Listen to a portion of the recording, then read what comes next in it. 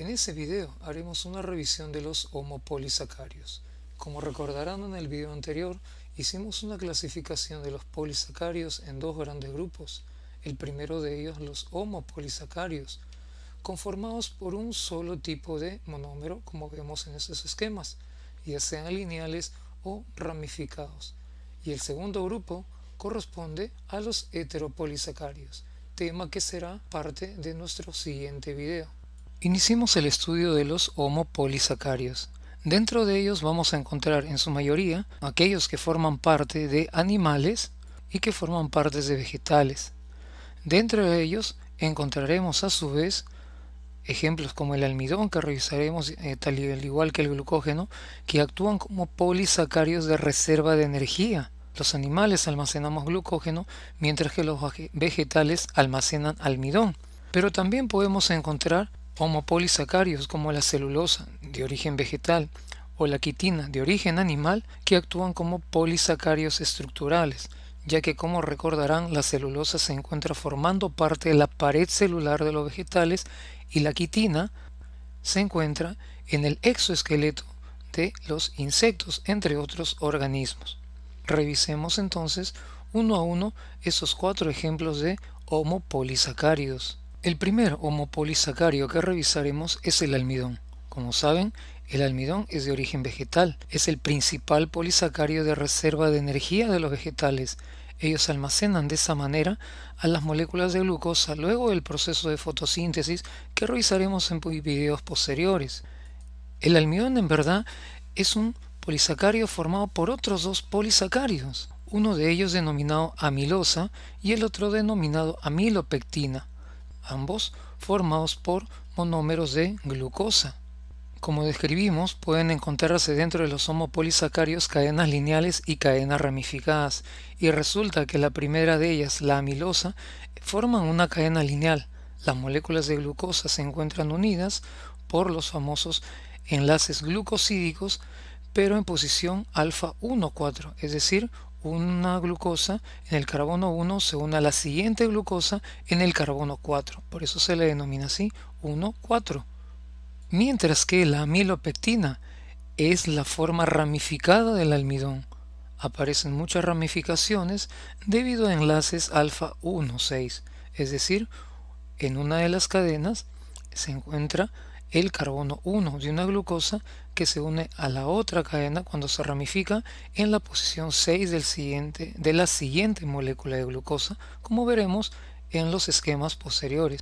Y a pesar de que el almidón es una molécula muy grande formada por moléculas de glucosa, nosotros sabemos que la glucosa, como todos los monosacarios, es soluble en agua, pero el almidón, polímero de glucosa, no lo es. Y cuando reaccionamos al almidón con el reactivo de Lugol, que está formado por sales de yodo, una reacción positiva será que esa solución que contiene al almidón dará un color azulado, que puede ser tan intenso dependiendo de la concentración del almidón, que puede llegar a un color negruzco. Veamos cómo es la estructura de la amilosa, la cadena lineal que hemos mencionado que se encuentra formando parte del almidón. Vemos acá cadenas de glucosas. Y fíjense, tenemos aquí el carbono número 1, llamado alfa, el carbono 2, el carbono 3, el carbono 4, el carbono 5 y el carbono 6. En la segunda molécula de glucosa, en la misma posición, carbono 1, 2, 3, 4, 5 y 6. Y cuando se unen por medio del enlace glucosídico, el enlace se forma uniendo el carbono 1 de una molécula con el carbono 4 de la siguiente molécula de glucosa. Por eso es que indicamos que se forman enlaces alfa 1,4 entre las moléculas de glucosa. Por otro lado, la amilopectina está formada por moléculas de glucosa unidas por enlaces alfa 1,4, pero de una de ellas, de una de las moléculas de glucosa, se ramifica uniéndose el carbono 1 de una molécula de glucosa con el carbono 6. Es decir, vamos a encontrar enlaces alfa 1,4 entre las moléculas de la glucosa que forman ramificaciones en la posición alfa 1,6. Los componentes del almidón se observan de la siguiente manera. La amilosa es la parte lineal, pero a su vez es espiralada, mientras que la amilopectina es la parte ramificada. Ambos componentes forman parte del almidón, Cuando nosotros consumimos alimentos ricos en almidón, somos capaces de degradarlo. ¿De qué manera? En la saliva secretamos una enzima que recibe por nombre la amilasa salival o tialina, la cual actúa sobre la amilosa directamente, degradándola, hidrolizándola, pero en parejas de glucosas. Es decir, se forman maltosas y también se liberan unidades de glucosa. La siguiente molécula que revisaremos es el homopolisacario de almacenamiento, pero de origen animal, es decir, el glucógeno. Los animales también podemos almacenar carbohidratos como fuente de energía, pero nosotros lo hacemos en forma de glucógeno, el cual es el principal polisacario de reserva de todos los animales, incluidos los seres humanos. Y ese polisacario se va a almacenar en tejido hepático y además en tejido muscular. Es un polímero, al igual que hemos revisado para el almidón, formado por monómeros de glucosa con enlaces alfa 1,4, pero la diferencia con respecto a la amilopectina, que es mucho más ramificada que ella, la que se presenta en el almidón, presentando adicionalmente los enlaces en los puntos de ramificación del tipo alfa 1,6, tal como se indica en la siguiente figura. Se presentan, como dijimos, enlaces del tipo alfa 1,4 entre el carbono 1 de una molécula de glucosa y el carbono 4 de la siguiente, y la ramificación va a darse entre el carbono 1 y el carbono 6, es decir, enlaces alfa 1,4 y enlaces alfa 1,6, y presentan muchísimas más ramificaciones que la amilopectina del almidón. Como señalamos al inicio, los homopolisacáridos no solamente son de reserva de energía, sino también pueden actuar con una función estructural. Revisemos entonces la estructura de la celulosa.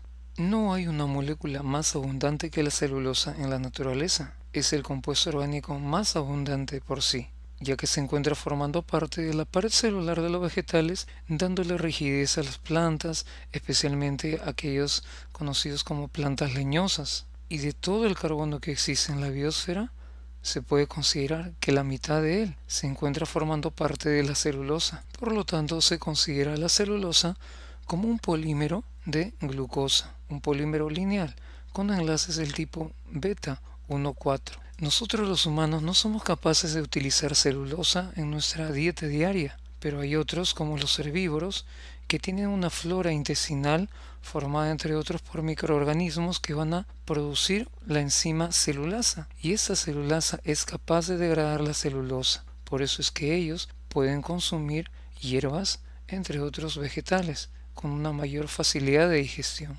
En el siguiente esquema podemos observar cómo se presenta la celulosa en la matriz de la pared celular de los vegetales. Las microfibras de celulosa se presentan entrelazadas, como podemos apreciar, en la matriz de la pared celular para darle una estabilidad mucho mejor a ella. Pero los vegetales no son los únicos seres vivos que pueden tener homopolisacáridos con funciones estructurales, como es el caso de la celulosa. En los animales también se encuentra una molécula semejante, como la quitina, y esa molécula forma parte de un gran grupo de seres vivos que son los invertebrados.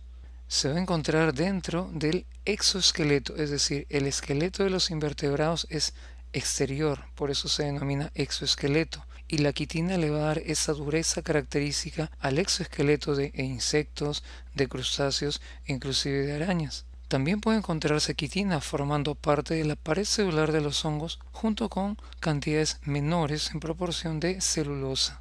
Y la quitina se considera un polímero, ya que está formado por monómeros del tipo N-acetil de glucosamina, que son derivados de la glucosa, los cuales van a estar unidos por los enlaces del tipo beta 1 o 4, como se puede apreciar en ese esquema. En el esquema superior podemos observar a una molécula de N-acetilglucosamina, y en esa inferior cómo están unidos cada una de ellas. Y debido a su fácil degradación, la quitina es utilizada en los últimos tiempos como la base para la fabricación de hilo quirúrgico. En el siguiente video continuaremos con la descripción de los polisacáridos, específicamente el grupo de los heteropolisacáridos.